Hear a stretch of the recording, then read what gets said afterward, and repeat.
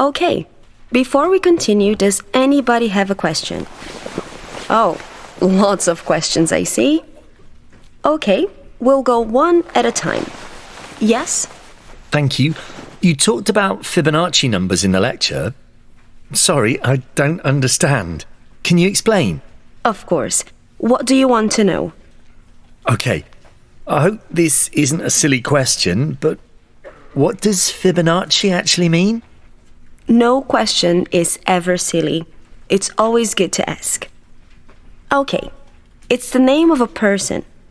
Fibonacci was an European mathematician in the Middle Ages. Ah, okay, thanks. So, we know he was a person, but what are the Fibonacci numbers? I don't get it. The Fibonacci numbers are a sequence of numbers. They go 1, 1, 2, 3, 5, 8, and so on. Do you see the sequence? Do you see how it works? Not sure. Okay, this is how it works. The first number is 1, then 1 again, then 2. The third number is the first number plus the second number. The fourth number is the second number plus the third number. 1 plus 2 is 3. The fifth number is the third number 2 plus the fourth number 3. So the fifth number in a Fibonacci sequence is 5.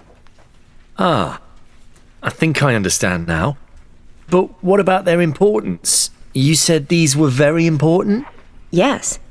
Let me explain. This sequence of numbers is important because we see it in many things. Fibonacci numbers are common in geometry. They are common in nature, for example, in plants. We see this sequence everywhere. Could you give us some more examples? Okay. Well, we don't have time right now, but I can bring more examples in for next class, okay?